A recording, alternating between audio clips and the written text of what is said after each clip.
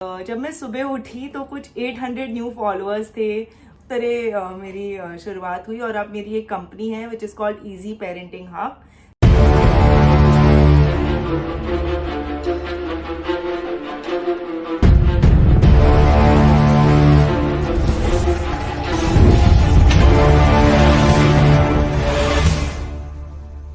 नमस्कार दोस्तों, स्वागत है आपका super Saturday the Manoj Joshi show में। और आज हम आपके सामने एक और नई स्टोरी लेके आए हैं, एक नई इंस्पिरेशन को लेके आए हैं जो आपके सामने अपनी पूरी जर्नी बताने वाले हैं कि कैसे उन्होंने पैंडेमिक में एक नया वेंचर स्टार्ट किया। स्वागत करते हैं रिद्धि मैम का।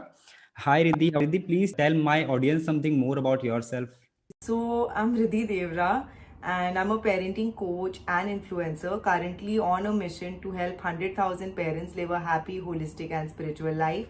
So 2017 में मैं पहली बार माँ बनी एंड उस समय मैंने पेरेंटिंग पे लिखना शुरू किया। मुझे बहुत मन था कि मैं लिखूं और अपनी जर्नी के बारे में और मदर्स और पेरेंट्स को बताऊं, पर मुझे कुछ आइडिया नहीं था कि मैं कैसे बता सकती हूँ, उनको कैसे उन तक पहुँचूँ, इसका मुझे ज़रा भी आइडिया नहीं था। तो मैं बुद्धिज़्म प्रैक्टिस करती हूँ एंड हमारे मीटिंग में एक टॉपिक था कि आपको अपनी एक्सपीरियंस दूसरों के साथ शेयर करनी चाहिए। एंड उस मीटिंग में पूरे समय मैं बस यही सोच रही थी कि किस तरह मैं अपनी जर्नी दूसरे मदर्स तक पहुंचा सकती हूँ। तो मैं घर आती हूँ और फिर मैं अपने हस्बैंड को बोलती हूँ कि मुझे ऐसा करने का बहुत मन है, पर मुझे पता नहीं कि मैं कैसे पहुँचूँ उन तक। तो मेरे हस्बैंड ने मुझे कहा कि आप इंस्टाग्राम पे करिए, बिकॉज इंस्टाग्राम पे ही सब मदर्स है और यंग ऑडियंस है। तो अगर आप अपनी जर्नी शेयर करना चाहती हैं तो आप इंस्टाग्राम पे करिए। बट मैं बहुत शाई हूँ और मुझे लगा कि इंस्टाग्राम प्रोफाइल पब्लिक करना उस समय मेरे लिए बहुत ही बड़ी बात थी एंड मैं बिल्कुल भी नहीं पब्लिक करना चाहती थी। तो हमने इसे एक बेट में कन्वर्ट किया, गेमिफाई किया पूरे प्रोसेस को। और मेरे हस्बैंड ने कहा कि अच्छा, हम एक ऐसा काम करते हैं, हम एक दिन के लिए आपका प्रोफाइल पब्लिक करेंगे। अगर आपको 500 न्यू फॉलोअर्स मिल जाते हैं नेक्स्ट डे तो हम इसे ओपन रखेंगे, अगर नहीं मिलते तो आप इसे वापस प्राइवेट कर लीजिएगा। And I was very sure कि वो बहुत ही डिफिकल्ट है 500 नए फॉलोअर्स बिना कुछ किए इंस्टाग्राम पे मिलना। तो मैंने कहा ठीक है, कर लेते हैं। ऐसे मजाक मजाक में कहा कि ठीक है चलो ओपन कर देते हैं। ओपन करके मैं सो गई। रात को हमारी ये बात हुई थी एंड जब मैं सुबह उठी तो कुछ 800 न्यू फॉलोअर्स थे, बहुत सारे नोटिफिकेशंस, मैसेजेस, बड़े बड़े पैराग्राफ्स और बहुत मैसेजेस थे। एंड फिर मुझे लगा कि सच में इस इंफॉर्मेशन की बहुत नीड है। लोग पढ़ रहे हैं, लोग सीख रहे हैं, लोग शेयर कर रहे हैं, मैं भी सीख रही थी। And that's how it started. और फिर मैंने डिसाइड किया, मैं हार चुकी थी बेट, तो मुझे इंस्टाग्राम प्रोफाइल पब्लिक रखना पड़ा। एंड धीरे धीरे ऐसे मेरी जर्नी शुरू हुई। फिर मैं पेरेंटिंग, मैंने एक ब्लॉग लिखा अपना riddhidevra.com। फिर पैंडेमिक में जब मुझे बहुत समय मिला तो मैंने प्रोडक्ट्स क्रिएट करने शुरू किए, डिजिटल प्रोडक्ट्स बनाए मैंने बहुत सारे बच्चों के लिए और पेरेंट्स के लिए। फिर जब मैंने डिजिटल बनाया तो पेरेंट्स ने कहा कि हमें फिजिकल भी चाहिए, तो फिर मैंने फिजिकल बनाना शुरू किया। फिर मैंने फ्लैश कार्ड्स बनाए, एक्टिविटी बुक्स बनाए और बहुत सारे प्रोडक्ट्स बच्चों के लिए बनाए। तो इस तरह जैसे जैसे पेरेंट्स ने मुझसे मांगा कि मुझे इन्फॉर्मेशन चाहिए तो मैंने इन्फॉर्मेशन दिया। जब उन्होंने कहा प्रोडक्ट्स चाहिए तो प्रोडक्ट दिया। सो आई फील जो मेरा पूरा बिजनेस बना और जो ये मेरी पूरी जर्नी थी, ये मुझसे ज़्यादा पेरेंट्स ने डिसाइड की, मैंने बस रिस्पॉन्ड किया। तो अगर आप ऑडियंस को रिस्पॉन्ड करते हैं, ऑडियंस को समझते हैं, उनको अच्छी तरह जानते हैं, तो आपका बिजनेस बहुत ही आसान तरीके से बहुत ही जल्दी ग्रो करेगा।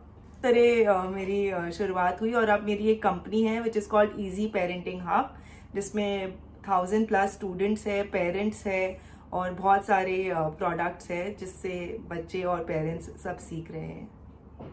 ओके, सो बेसिकली ये तो आपका हो गया कि रातों रात आपकी कहानी शुरू हो गई, एक नया बदलाव आया आपकी लाइफ में। लेकिन इससे पहले आप क्या कर रहे थे? तो इससे पहले मेरा एक रिटेल बिजनेस था। It was called Riddhi and रेविका। वो फैशन लेबल है।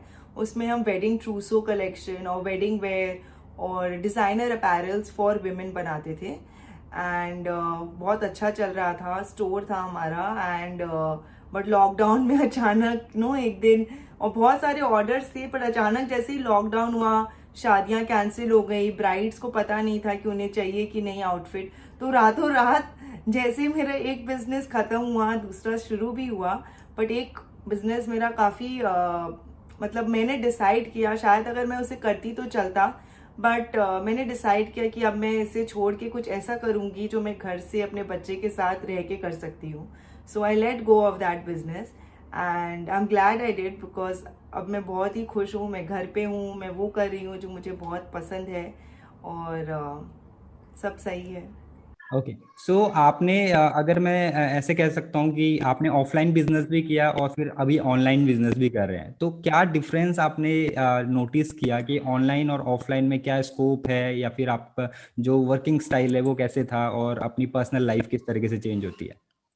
राइट। सो ऑफलाइन में I feel the time commitment बहुत ज़्यादा है, डिस्टेंस फ्रॉम द फैमिली भी बहुत ज़्यादा है। ऑनलाइन में क्या, अगर आप सोचिए एक ऑफलाइन वर्कशॉप कर रहे हैं तो आपका कितना लिमिटेशन हो सकता है। एक स्पेस का लिमिटेशन है, एक हॉल अगर आप लेते हैं उसका एक कॉस्ट है, हॉल में आप लोगों को बैठाते हैं उसमें एक लिमिटेशन होगा कि इसमें मैं 100 लोग को बैठा सकती हूँ या 200 लोग को बैठा सकती हूँ। Distance from you is so much.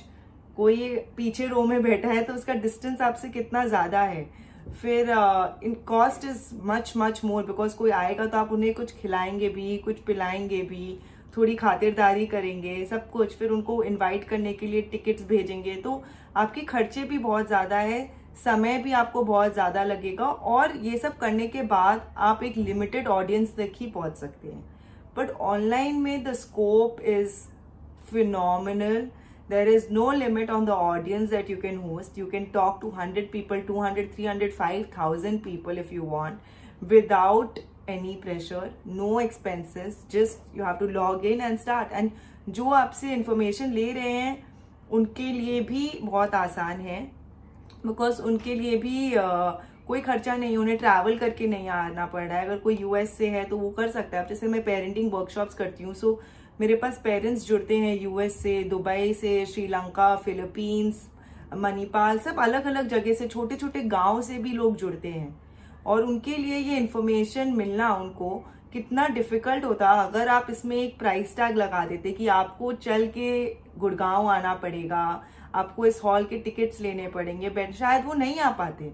बहुत सारे लोग जो सीखना चाहते हैं वो शायद नहीं सीख सकते। तो there is a huge difference if you are a teacher, if you are a coach, or if you have any product or service, you have to be in the online space if you really want to grow. Because अगर आप online में नहीं हैं, सिर्फ offline में हैं, so you will be left behind, because दुनिया चल रही है online की तरफ, तो आपको भी अपनी गाड़ी पकड़नी पड़ेगी। अगर आप सोचेंगे नहीं मैं तो फिजिकल में ही रहूंगा, if you don't learn the new skills, you will be left behind. तो आपको सीखना पड़ेगा, आपको करना पड़ेगा जो बाकी लोग भी कर रहे हैं। बिल्कुल बिल्कुल, मतलब जैसे जैसे जनरेशन चेंज हो रही है हमें खुद को उस हिसाब से ढालना पड़ेगा। आप उसको लेजी भी बोल सकते हैं, स्मार्ट भी बोल सकते हैं। अगर मुझे ऑप्शन मिलेगा एक वर्कशॉप करने का which is at the comfort of my house, कि मैं घर पे बैठ के कर सकती हूँ, वर्सेस अगर कोई मुझे इन्वाइट कर रहा है कि आप 2 घंटे चल के आ जाइए मेरी बात सुनने, चाहे हो सकता है वो बहुत बेटर हो, बट अगर थोड़ा सा फर्क हो तो मैं घर वाला ही ऑप्शन चूज करूंगी। So you have to be in the online space. You can have physical also, because see I think apparel business जो मैं पहले करती थी उसमें फिजिकल प्रेजेंस भी जरूरी है, because whenever you're selling something expensive, couture collection and trousseau, people like to see and touch and feel. So if you're a product business selling expensive things, then you know people will like to feel the product also. So then physical presence is important, but it has to be complemented with the with an online presence also. सिर्फ physical होने से भी नहीं चलेगा, तो physical के साथ online जरूरी है। फिजिकल नहीं है तो online is a very good way to start, because your investment is very low. Even for my physical business जो रिद्धि रेविका था, मैंने पहले ऑनलाइन ही शुरू किया था। ऑनलाइन से जब हमारा प्रॉफिट हुआ तब जाके हमने फिजिकल स्टोर स्टार्ट किया, जब हमें पता था कि ठीक है हमारा प्रोडक्ट एक्सेप्ट हो रहा है, लोग खरीद रहे हैं, लोग पसंद कर रहे हैं। Then we actually made the money through the online business that actually funded the physical store. So the journey was not directly a physical store. It was an online store that was upgraded to a physical store, and complement it with a online presence. So online is very important, Manoj. हाँ, ये वही हो गया। इसका अगर close example है तो पहली बात जो आपने कही कि अगर फिजिकली हमें बहुत सारी चीज़ें करनी तो हम बहुत सारी चीज़ें नहीं कर पाते। उनमें से एक चीज़ ये भी है कि जो हम अभी इंटरव्यू कर रहे हैं शायद ये इतना इजी नहीं होता हमारे लिए करना, Right. और इतनी वैल्यू लोगों को नहीं मिलती। दूसरी चीज़ जो आपने कहा है कि ऑनलाइन प्लेटफॉर्म जो है वो बहुत अच्छा स्पेस है जहाँ पे आप एक्सपेरिमेंट कर सकते हैं कि आपके जो भी प्रोडक्ट है या सर्विस है वो लोगों उसको एक्सेप्ट कर रहे हैं या नहीं कर रहे हैं, उनके लिए वो हेल्पफुल है या नहीं है। और आप उसको जब तक आपका फाइनल वैल्यूएबल प्रोडक्ट ना बन जाए तब तक टेस्ट कर सकते हैं ऑनलाइन स्पेस में, Right. जो आपने Right. बहुत अच्छे से किया। और तीसरी चीज़ ये है कि अगर आपको ऑनलाइन में बहुत अच्छा उसके फीडबैक अच्छा मिल रहा है, लोग आपके प्रोडक्ट्स वगैरह खरीद रहे हैं, और आप उसको फिजिकल स्टोर में भी कन्वर्ट कर सकते हैं, जो कि अभी तक लोग यही सोचते हैं कि पहले फिजिकल स्टोर होना चाहिए फिर ऑनलाइन जाना चाहिए। लेकिन अगर आपको बहुत फास्ट ग्रो करना है और फंडिंग भी बाहर से नहीं लेनी है, पैसे ज़्यादा इन्वेस्ट नहीं करनी है, तो पहले स्मॉल प्रोडक्ट्स को ऑनलाइन लॉन्च कीजिए, लोगों को एक्सपीरियंस दीजिए अपने प्रोडक्ट का, और उसके बाद अपना Right. फिजिकल स्टोर भी आप कर सकते हैं। सो यहाँ पे बहुत Right. अच्छे अच्छे इनपुट्स आपसे मिले हैं। और दूसरी चीज़ ये भी है कि कुछ प्रोडक्ट्स हैं कि जैसे सपोज आपके प्रीमियम प्रोडक्ट्स हैं, उनका लुक फील वगैरह तो आपको फिजिकली देना पड़ेगा, लेकिन उनका जो रिव्यूज़ हैं या फिर उनका एक्सपीरियंस है वो आप ऑनलाइन मार्केट में वीडियोस के थ्रू और ये Right. सब चीज़ें बहुत अच्छे से कर सकते हैं। सो जैसे कि आपके इंस्टाग्राम पे 100 के फॉलोअर्स से भी ज़्यादा हैं, और you are living a celebrity life, तो आपको कैसा लगता है कि लोग आपको अप्रोच कर रहे होंगे इंस्टाग्राम पे, बहुत सारे डीएम आ रहे होंगे, लाइक जो भी एक्ट्रेस होती हैं करीना कैटरीना वगैरह के साथ जैसे ही आपको भी ट्रीट करते हैं लोग, तो आप कैसा फील करते हैं इस चीज़ को? तो एक्चुअली मैं, मनोज, अपने आप को बिल्कुल भी सेलिब्रिटी स्टेटस नहीं देती, and I don't consider myself as celebrity. In fact the word that I would like to give myself is somebody who's here to solve problems, like a problem solver, solving problems that parents raise, कि जो भी उनके problems होते हैं मैं पूरी कोशिश करती हूँ कि उसको मैं किसी तरह उनको रिप्लाई करूँ, उनकी लाइफ को थोड़ा इजी करूँ. और जब मैं ऐसा करती हूँ मुझे लगता है कि मेरी लाइफ भी इजी हो रही है, क्योंकि जब आप सिखाते हैं आप खुद भी बहुत कुछ सीखते हैं.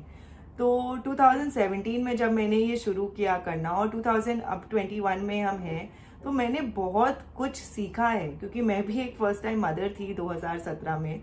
तो तब से लेके अब तक की जो जर्नी है, मैंने अपने आप को एक प्रॉब्लम सॉल्वर के जैसे ही पोजीशन किया है कि I am here to simplify your life in whatever capacity that I can, चाहे छोटे ही रूप में मैं करूँ, बट वही मेरा मिशन है, to make.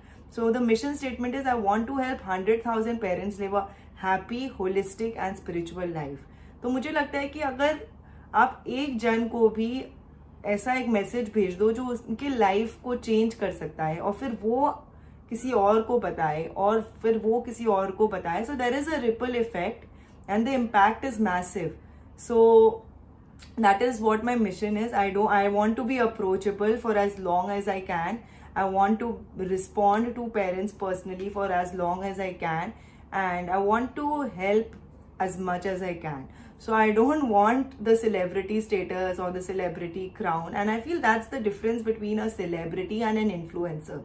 So an influencer is an ordinary person who's trying to influence somebody in a very small way through sharing his or her life experiences or whatever they are learning, and you're sharing that. And so whatever I teach my son, I share it on Instagram. So this is what I'm doing with my son, ये मैं कर रही हूँ, आप भी ये try करिए. अगर आप कर रहे हो और अगर लग रहा है पेरेंट्स को कि उनको फायदा हो रहा है, तो वो आपसे जुड़े रहेंगे. तो अगर आप किसी के लाइफ को ईजी करते हैं तो वो लोग आपसे जुड़े रहते हैं, वो आपको आसानी से छोड़ते नहीं हैं. तो और वही मेरी कोशिश है.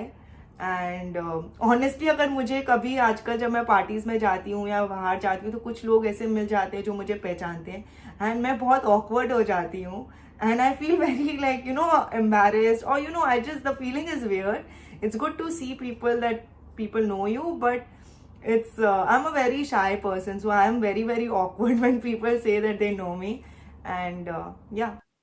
Okay, so I totally agree with you. Like before calling you on interview, I was just following you on Instagram के आपके जो डेली लाइव शोज आ रहे थे या वो जो भी आप कंटेंट डाल रहे थे, एंड आई नोटिस दैट कि जो भी लोग आपसे क्वेश्चन कर रहे हैं, चाहे वो लाइव पे कर रहे हैं या फिर चाहे स्टोरीज में रिप्लाई कर रहे हैं या फिर आप कंटेंट वीडियो के थ्रू किसी को रिप्लाई कर रहे हैं, तो that those piece of content so genuine, because वहाँ पे ऐसा नहीं था कि आप बस सामने वाले को इम्प्रेस करने के लिए कुछ कर रहे हैं, आप प्रैक्टिकल नॉलेज दे रहे थे वहाँ पे, जो प्रैक्टिकली आप चीज़ें कर रहे थे। Because I truly believe in practical things, so मैं बहुत जल्दी वो चीज़ मैंने नोटिस करी, एंड आई थॉट लाइक कि रिद्धि जी को तो अपने शो पे बुलाना ही पड़ेगा। सो आपको एक चीज़ और मैं कहना चाहूँगा, मतलब पूछना चाहूँगा आपसे कि पहले तो कॉन्ग्रेचुलेट करना चाहूँगा, बिकॉज जहाँ पे बहुत सारी जो गर्ल्स होती हैं वो अपना करियर क्विट कर देती हैं आफ्टर एक मदर बनने के बाद। उनको लगता है कि अब they have more responsibility toward her son और डॉटर और बेबी, और फैमिली की भी रिस्पॉन्सिबिलिटी बढ़ जाती है, और जो शेड्यूल होता है वो बिल्कुल चेंज हो जाता है, क्योंकि बच्चा रात को जगा रहता है और दिन में सोता रहता है, तो बहुत सारी चीज़ें होती हैं। बट वहाँ पे आपने एक एग्जाम्पल सेट किया कि आपने वहाँ से अपने करियर को स्टार्ट किया, तो आपने बहुत अच्छा मैसेज तो ऑलरेडी दिया हुआ है कि मतलब करियर कहीं से भी स्टार्ट किया जाता है, बट इसमें क्या आप ऐड ऑन कर सकते हैं जिससे कि लोगों को ये समझ में आए कि आप कहीं से भी स्टार्ट कर सकते हैं करियर, और कहीं पे भी कोई स्टॉपेज नहीं होता है? तो मुझे ये लगता है कि ये आपके पर्सनल टेम्परामेंट पे डिपेंड करेगा मनोज। तो ऐसा नहीं है कि जैसे कि अगर सपोर्ट सिस्टम आपका अच्छा नहीं है, आपको लगता है कि आप अभी नहीं कर सकती और आपको बच्चे पे ज़्यादा ध्यान देना है, so I completely respect that decision that mothers make for their children. It is not an easy decision, क्योंकि आपने एक लाइफ को लाया है, लाइक आप एक बच्चा है आपके गोद में, तो आपकी कुछ रिस्पॉन्सिबिलिटीज है उसके तरफ। तो अगर आपको लगता है कि आप दोनों चीज नहीं बैलेंस कर सकती, आपके पास वैसा सपोर्ट सिस्टम नहीं है फिलहाल, तो आप वैसा डिसीजन अगर ले रही हैं तो वो बिल्कुल सही है, उसमें कुछ गलत नहीं है। पर अगर आपको लगता है कि बिना काम किए आप खुश नहीं रहेंगी, या आप काम करके ही खुश रहेंगी, और आप अपने टेम्परामेंट के अगेंस्ट जाके सब कुछ कॉम्प्रोमाइज कर रही हैं, तब आपके लिए वो मुश्किल की बात हो सकती है, क्योंकि आप खुद खुश नहीं रहेंगी, और अगर आप खुद खुश नहीं हैं तो आप बच्चों को कैसे खुश रखेंगी। तो अगर ऐसा नहीं है कि अगर आप वर्किंग पेरेंट हैं तो आपको बच्चे के लिए समय नहीं मिलेगा, बच्चे के लिए समय मिलेगा। जिस तरह हम हर चीज़ के लिए समय निकालते हैं, खाने के लिए, सोने के लिए, और टीवी देखने के लिए भी हम कुछ समय निकालते हैं, अपने दोस्तों के लिए, परिवार के लिए समय निकालते हैं, ठीक उसी तरह आप काम के लिए भी समय निकाल सकते हैं, अगर वो आपके प्रायोरिटी लिस्ट में कहीं ऊपर है तो। और ज़रूरी नहीं है कि आप अगर काम कर रहे हैं तो आपको दिन में 10 घंटे ही देने हैं। आप वैसा काम भी डिसाइड कुछ ऐसा शुरू कर सकते हैं, और अब तो डिजिटल स्पेस इतना बड़ा हो रहा है कि आप दिन में 2-3 घंटे काम कर सकते हैं। तो उससे अगर आपको खुशी मिल रही है वो 2-3 घंटे काम करके, एक sense of independence, liberty feel हो रहा है, तो आप ज़रूर वैसा करिए। और अगर आपको लग रहा है कि नहीं, मैं फुल टाइम जॉब करके भी अपने बच्चे को मैनेज कर सकती हूँ, तो आप वैसा करिए। तो जो भी आपका मन कह रहा है, जो भी आपको लगता है, आपका जैसा टेम्परामेंट है। और कुछ लोग होते हैं जिनके पास सपोर्ट सिस्टम है, फिर भी वो पूरा समय अपने बच्चे को देना चाहते हैं, और वो भी सही है। अपने बच्चे को, परिवार को संभालना भी एक बहुत बड़ा काम है। तो अगर आप घर पे हैं तो आप बहुत सारी बचत कर सकते हैं। तो इट्स नॉट लाइक अगर आप कोई भी चीज कर रहे हैं, आप उसको अपना 100% दीजिए। Your goal in life is to be a good homemaker, you be the best homemaker. Your goal in life is to be a parenting coach. You try and give it your best and do your best. And just work hard and do your best basically. तो ऐसा नहीं है कि काम करना ही जरूरी है, काम करना ही पड़ेगा, ऐसा नहीं है। जो भी आपका टेम्परामेंट है, जो भी आपकी एबिलिटी है, जो आपको लगता है आपको खुशी मिलेगा जिस चीज से, आप वैसा करिए। तो मुझे ऐसे लगता है कि अगर मैं घर पे पूरे टाइम रहूंगी तो वो मेरे को उससे खुशी नहीं मिलेगी। मतलब अगर मैं पूरे टाइम बिना कुछ किए सिर्फ घर पे हूँ, तो वो मेरे लिए इनफ नहीं है। I want something exciting in my life, I want something that is making me happy, and this is something that is making me happy. And मैं क्या हूँ, मैं वर्क लाइफ इंटीग्रेशन फॉलो करती हूँ। तो I don't treat work and life as separate things. So, like if I'm working, if my family needs me, I'm going to stop everything that I'm doing and I'm going to be there for my family. अभी मुझे Covid हुआ था 2 महीने पहले, तो 1 महीने में बिल्कुल भी काम नहीं कर रही थी, My focus was my family, the focus was my health, and that was my focus. काम आप सोच सकते हैं काम के बारे में, बट अब मैं कुछ कर नहीं रही थी उस समय, क्योंकि मुझे उस टाइम मेरी प्रायोरिटी ये थी. तो that is work life integration. You are available for whatever you feel is more important, but that will again, वो आपके नेचर ऑफ वर्क पे डिपेंड करेगा. अगर आप कोई प्रोफेशनल जॉब में हैं तो आप इतना फ्लेक्सिबल नहीं हो सकते. तो वो आपको देखना पड़ेगा आप किस टाइप का जॉब पिक करते हैं, किस टाइप का काम पिक करते हैं अपने लिए, और कितना समय आप दे सकते हैं. तो ये सारी चीजें सोच के आप कुछ शुरू करिए. ओके. सो जैसे कि आपने सोशल मीडिया पे काम किया है, और अगर कोई भी सोशल मीडिया पे काम करता है तो वीडियोस या फिर अपना फेस शो करना, that is very important thing. And जैसे कि आपने भी शुरू में एक चीज़ कही कि यू आर अ शाई पर्सन, तो आपने भी बहुत सारी ऐसी चीज़ें फेस की होंगी जो कि फर्स्ट टाइम सोशल मीडिया पे करना बहुत मुश्किल होता है, या फेस दिखाना, या फिर कुछ बोलना, या अपने आप को रिकॉर्ड करना. तो आपने उन सब चीज़ों को कैसे हैंडल किया, और कौन कौन से ऐसे स्किल्स हैं जो हमें ग्रो करनी चाहिए, लर्न करनी चाहिए इस फोमो इफेक्ट से, या फिर ये फियर से निकलने के लिए? सो आई थिंक कि आपके जर्नी में जो सबसे बड़ा ऑब्स्टिकल होता है वो आप खुद है. कोई भी जर्नी में आप खुद, आपका माइंडसेट है और आप खुद है. So first you have to deal with your self.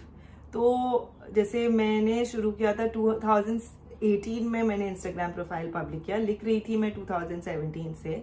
18 में इंस्टाग्राम प्रोफाइल पब्लिक किया, बट मैं सिर्फ पिक्चर पोस्ट और कंटेंट डाल रही थी. It's not making videos, because कहीं ना कहीं वो डर था मेरे अंदर कि मैं नहीं कर सकती, मुझसे वीडियोस नहीं होगा. और कभी कभी आपको ऐसा लगता है कि लोग क्या कहेंगे, अच्छा नहीं बनेगा. तो वो सारी वो ना हिचक वो थी मेरे अंदर. बट 2020 में जब मैंने बहुत सारे डिजिटल कोर्सेज किए, तब मैंने देखा कि लोग कर रहे हैं, उनके अंदर हिचक है, फिर भी वो ट्राई कर रहे हैं, वो कोशिश कर रहे हैं वीडियोस बनाने की. सो फिर मुझे लगा कि जब सब कर रहे हैं तो मैं क्यों नहीं, मैं भी करूंगी कोशिश. इनका भी फर्स्ट टाइम है. So when you are in the right support group, when you are in the right environment, तब आपको एक मोटिवेशन मिलता है. तो वही मोटिवेशन मुझे 2020 में मिला. एंड आई वाज लाइक कि I have to do it, I can not lose even without trying. तो मैंने कहा कि ठीक है, मैं अपनी वीडियो रिकॉर्ड करूंगी एंड मैं इसे डालूंगी. एंड मेरी पहली वीडियो बहुत ही खराब, बहुत ही ऑकवर्ड, एंड वो सबकी पहली वीडियो ऐसे ही रहती है, because you are on the camera for the first time. तो आपका हिचक रहेगा. एंड स्क्रिप्ट मैंने याद किया था. अब मैं बिल्कुल भी कुछ याद नहीं करती. जैसे अब मैं आपसे बात कर रही हूँ तो मैं एकदम इजीली कर पा रही हूँ, पर पहले मुझे हर चीज मैं याद करती थी, फिर उसको रिकॉर्ड करती थी. एक भी वर्ड इधर उधर होता था तो मुझे लगता था गड़बड़ हो गया, फिर मैं पूरा वापस शुरू से शूट करती थी. तो वो सारी चीजें, पर जब तक आप शुरू नहीं करेंगे तब तक वो इम्प्रूवमेंट नहीं आएगा. तो इट्स वेरी वेरी इंपॉर्टेंट कि आप वो मेंटल ब्लॉक के बाहर निकले और आप अपनी वीडियोस बनाइए. एंड एक और चीज़ जो लोग सोचते हैं कि मैं देखने में उतनी अच्छी नहीं हूँ और लोग मेरा मजाक उड़ाएंगे, कौन देखेगा मेरी वीडियो. कोई फर्क नहीं पड़ता. आई फील लाइक पहले जब मैं इंस्टाग्राम पे थी, I used to really focus on my look and like makeup, hair and everything. But now I have realized nobody cares.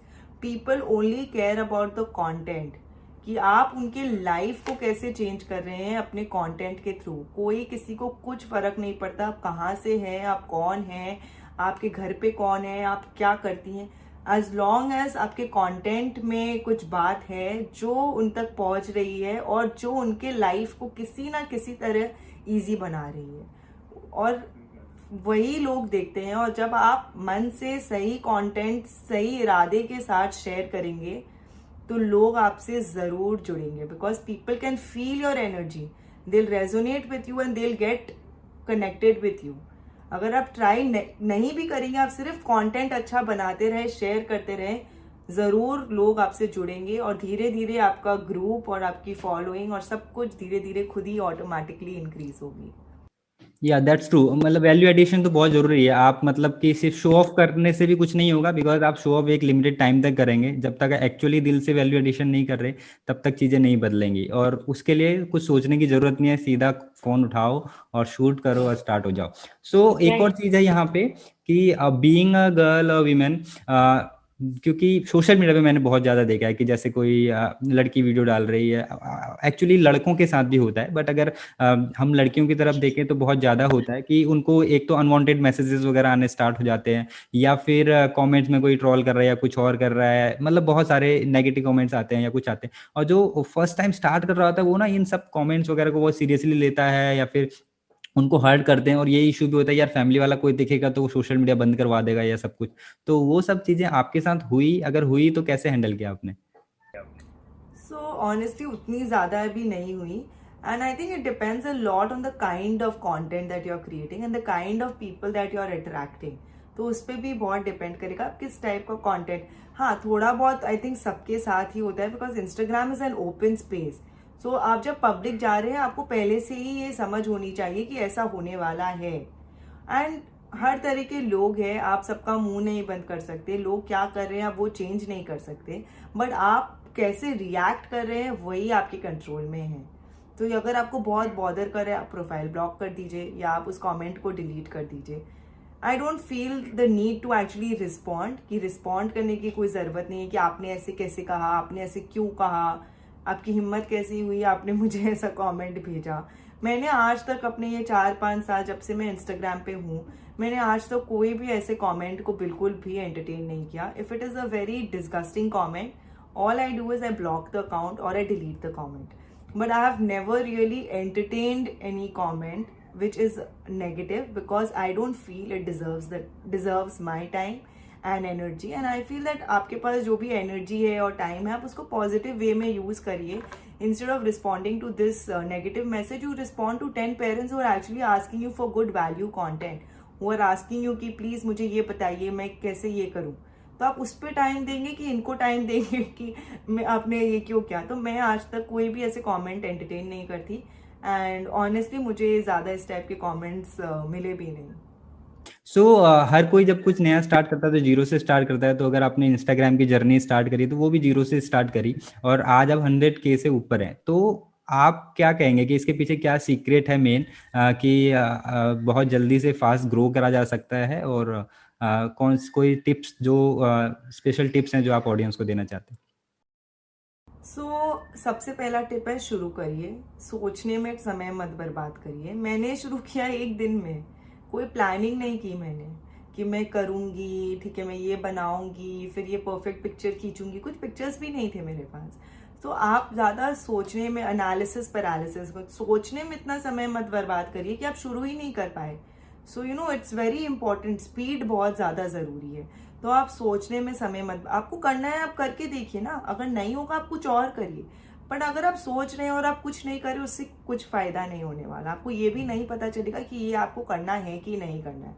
तो अगर आपने 6 महीने वेस्ट कर दिए सोचने में और फिर शुरू किया और फिर 6 महीने बाद आपको पता चला कि ये आपको नहीं करना है, तो 1 साल लग गया। पर ये चीज़ आप 6 महीने में पता कर सकती थी अगर आप आज शुरू करेंगे।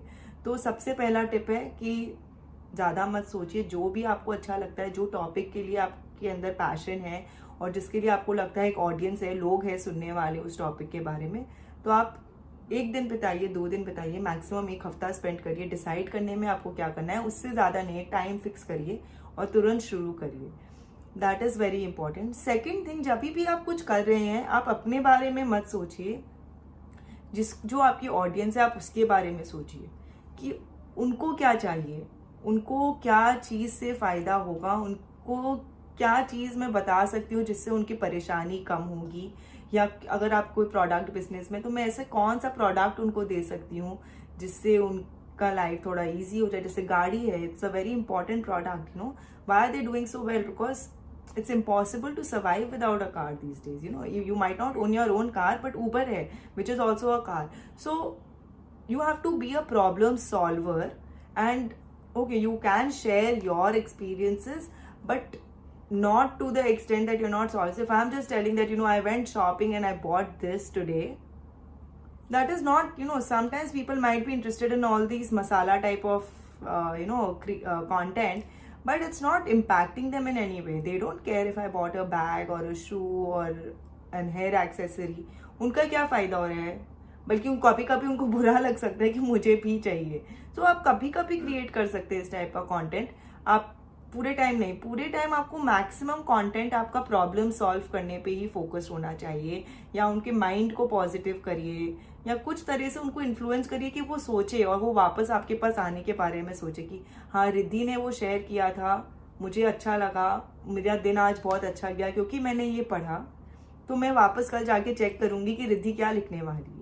So whenever you're doing that, whenever you are helping somebody feel better, whenever you're helping somebody feel good and do good, that's when they'll want to come to you. If you're in the content space, if you're in a product space, and you make a product which is value for money, which is going to make their lives easy, or which is going to, even if you're making an outfit, you make it, you price it well, make them look nice, make them feel good about it when they wear it. तो जब भी आप कुछ बना रहे हैं, आप अपने ऑडियंस के बारे में सोचिए, अपने बारे में मत सोचिए.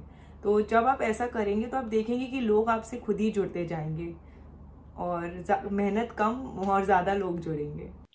ग्रेट. सो आप कुछ टूल्स वगैरह सजेस्ट करना चाहेंगे इंस्टाग्राम पे ग्रोथ करने के लिए? एडिटिंग टूल्स हो सकते हैं या कुछ और टूल्स हो सकते हैं? सो एडिटिंग के लिए आई थिंक क्रिएटिव्स अगर आप बना रहे हैं, Canva is the best tool. Canva is very very good for making creatives. There is a pro version, free version is also very good to start with. काफ़ी कुछ है free version में, तो अगर आप शुरू कर रहे हैं, प्रो की कोई नीड नहीं है. फिर वीडियो एडिट करने के लिए InShots एक बहुत अच्छा टूल है जो आप यूज़ कर सकते हैं. और फ्लॉक्ट बोल के एक टूल है जो कंटेंट लिखने के लिए, जैसे इंस्टाग्राम पे जब आप कंटेंट लिखते हैं तो स्पेस इनफ होना चाहिए ताकि लोग कंटेंट सही तरीके से पढ़ पाए. काफ़ी बार आपका कंटेंट बहुत अच्छा होता है, बट वो एक बहुत ही बड़े चंक में एक बड़ा पैराग्राफ आप लिख देते हैं, तो लोग देख के डर जाते हैं, वो पढ़ना ही नहीं चाहते. तो अगर आप उसको प्रॉपरली स्पेस आउट करेंगे और थोड़ा इमोजीज, इमोटिकॉन्स यूज़ करेंगे, तो लोग उसको पढ़ना चाहेंगे. तो फ्लॉक्ट बोल के एक टूल है. एंड हाँ, तो मैं ये 3 टूल्स ही यूज़ करती हूँ. And for hashtags there is a paid tool called Meta hashtags which is also good. So I don't have a subscription with them because you can do your own research online, which is a little time consuming, so you can do that. और if you want to save time तो आप ये hashtag tool भी ले सकते हैं. But अगर आप शुरू कर रहे हैं तो आई थिंक आप अपने खर्चे जितने कम रखेंगे उतना बेटर है. So go for all these free tool. InShots has a free version, Canva has a free version, Flocked is free forever. So I think these 3 tools are good to start with.